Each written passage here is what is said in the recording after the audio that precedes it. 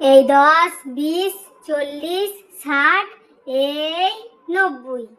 এ কি বড় বউ, মাত্র এটুকু টাকা?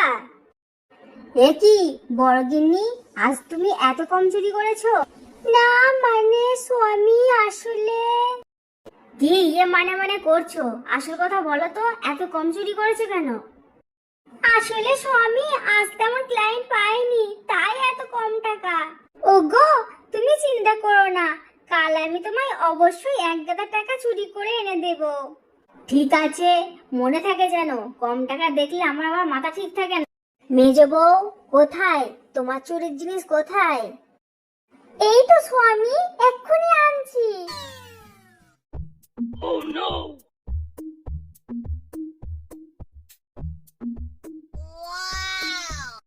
দেখো স্বামী, দেখো কত হাঁড়ি পাতিল এনেছি। এরে মায়েরই বউ, তুমি তো একদম ফাটিয়ে দিয়েছো। হি হি হি হি। দাঁড়াও দাঁড়াও, এখন ছোট বউ চুরি করার জিনিস দেখি। বাহ বাহ, মেজো বউ ছোট বউ, তোমরা আজকে হেব্বি জিনিস চুরি করেছো। হি হি হি। এই যে বড় বউ, দেখো দেখো, ছোটদের দেখে কিছু শেখো। কি? আমি শিখবো মেজে ছোটর কাছে? কখনোই না। কাল যদি বেশি টাকা চুরি করতে না পেরেছি, আমার নামও সিফা নয়।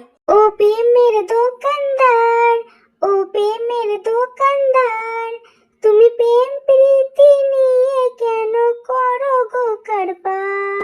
ও প্রেমের দোকানদার, ও প্রেমের দোকানদার, তোমার ভেজাল প্রেমের হব না তো আমি খরিদ্দার। হাই হাই শেফা সুন্দরী, আমি তো তোমার প্রেমের ঝটকা খেয়ে গেলাম। হা হা হা। ও এম জি, সত্যি বলছো মাই হ্যান্ডসাম? আমিও তো তোমার ওই ব্ল্যাক ডায়মন্ড চেহারা দেখে ফিদা হয়ে গেছি। কি সত্যি বলছো? তুমি সত্যি বলছো? ইয়াহু, এই প্রথম কোনো সুন্দরী আমার ব্ল্যাক ডায়মন্ড চেহারা দেখে ফিদা হয়েছে। সিফা রে সিফা, এটাই তো তোর সুযোগ। কালোয়া কিংকং খুশিতে সব জিনিস ভুলে গেছে, তাড়াতাড়ি নিয়ে চুরি করে আর এখান থেকে কেটে পড়। হা হা হা হা, আমি আজ অনেক খুশি। আজ এই খুশিতে এই সুন্দরীকে আমি মিষ্টি খাওয়াবো। এ কি, আমার মানি ব্যাগ কোথায়? হায় হায়, এই সুন্দরীকেও তো দেখতে পাচ্ছি না। তার মানে এই সুন্দরী আমার মানি ব্যাগ চুরি করে পালিয়েছে। হায় হায় রে, আমার টাকা সব চুরি করে নিয়ে গেল। আরে পাস কিংকং দাদা, কি হয়েছে তোমার? তুমি এভাবে কান্না করছো কেন? হ্যাঁ হ্যাঁ হ্যাঁ, কি বলবো ভাই, একটা সুন্দরী আমার মনকে ভুলিয়ে ভালিয়ে আমার মানি ব্যাগ চুরি করে নিয়ে পালিয়েছে। হাই হাই কিংকং দাদা, মানি ব্যাগ চুরি? থাক থাক, আর কেঁদো না, টাকা গেছে তো কি হয়েছে, আবার আসবে। আমার ফকির বাবার নামে আমায় কটা ভিক্ষা দেন কই গো মা, কোথায় গেলে? দুটো ভিক্ষা দিয়ে যাও গো, দুদিন ধরে স্বামী বাচ্চা নিয়ে না খেয়ে আছি।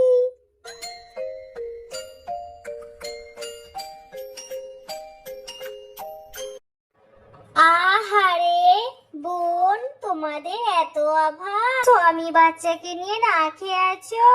দাঁড়াও দাঁড়াও, আমি তোমার জন্য কিছু খাবার নিয়ে আসছি।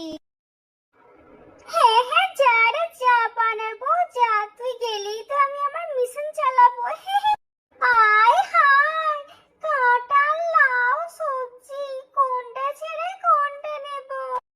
মিনা রে মিনা, তাড়াতাড়ি নে, ব্যাগের মধ্যে সব কটাকে ঢুকিয়ে নে।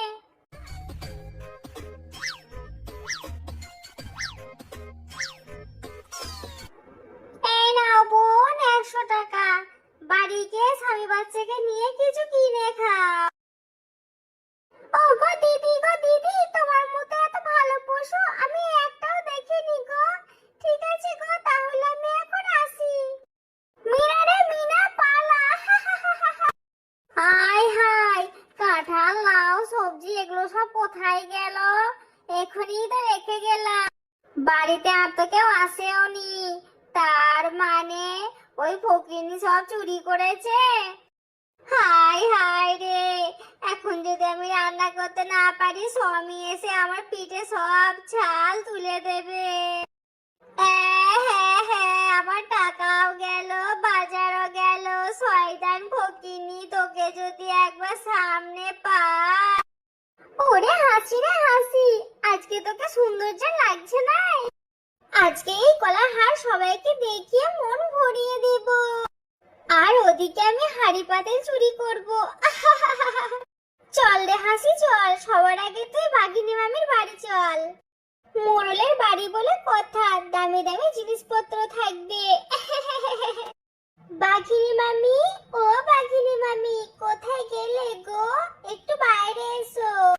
কে রে কে? কে আমাকে ডাকছে? এ কি, কে তুমি? আমাকে এইভাবে ডাকছো কেন? আর তোমাকে তো ঠিক চিনলুম নে। বাঘ মামি, আমাকে তুমি চিনবে না, আমি বাঘ মামার দুঃসম্পর্কের ভাগ্নে। এই দেখো দেখো, আমার স্বামী চীন থেকে গলার হার এনেছে, কত সুন্দর। ওরে বাবা রে বাবা, সত্যি তো, কিন্তু তুই আমায় এই হার দেখাচ্ছিস কেন? বাঘিনী মামি, আমি তো জানি বাঘ মামা মোড়ল হলে হবে কি, তোমাকে তো কিছুই কিনে দেয় না।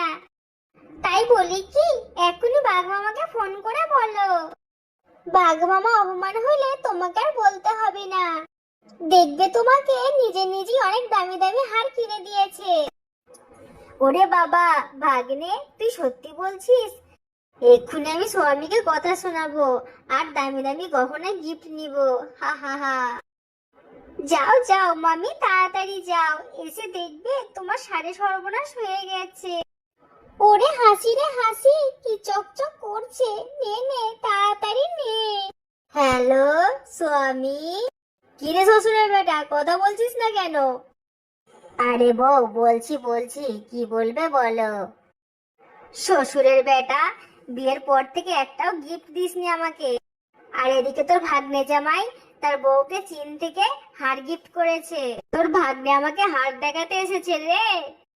আরে বউ থামো থামো, কার ভাগ্নি, কিসের ভাগ্নি? আমার তো কোনো বোনই নেই। ওগো, এসব তুমি কি বলছো? তাহলে বাইরে কে দাঁড়িয়ে আছে? বাইরে গিয়ে দেখো, কোনো চুন্নি টুন্নি হবে হয়তো। এ তুমি কি বলছো স্বামী? দাঁড়াও দাঁড়াও, আমি এক্ষুনি বাইরে গিয়ে দেখছি।